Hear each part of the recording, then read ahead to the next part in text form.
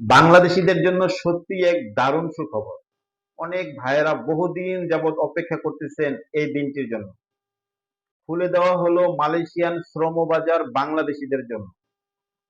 দুই দেশের মন্ত্রী পরিষদের আলোচনার মাধ্যমে কিছু শর্ত সাপেক্ষে বাংলাদেশ থেকে কর্মী নেবে মালয়েশিয়ান সরকার।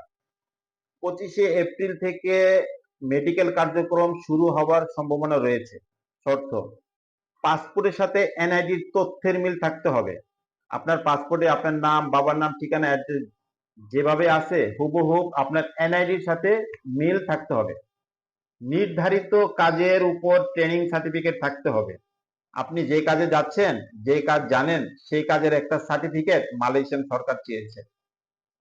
পাসপোর্টের মেয়াদ 2 বছরের নিচে হলে যাওয়া যাবে না। পূর্বে যাহারা গিয়েছেন 6 মাস, 1 বছর হলে যাওয়া যেত। বর্তমান নতুন সিস্টেমে পাসপোর্টের মেয়াদ 2 বছর, তার অধিক হলে আপনি মালয়েশিয়া যেতে পারবেন। বিএমইটি ক্লিয়ারেন্স বাধ্যতামূলক। অনেক ভাইয়েরা বিএমএটি কি বোঝেন না। বিএমএটি হচ্ছে বাংলাদেশ জনশক্তি কর্মসংস্থান ব্যুরো। এটা হচ্ছে আপনার ভিসা লাস্ট স্টেপ।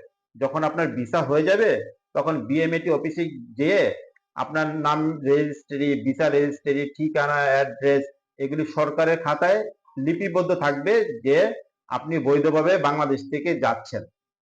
এই প্রসেসটা তেমন একটা প্রবলেম হবে না, আপনার এজেন্সি আপনাকে করে দেবে। তবে আর দেরি কেন?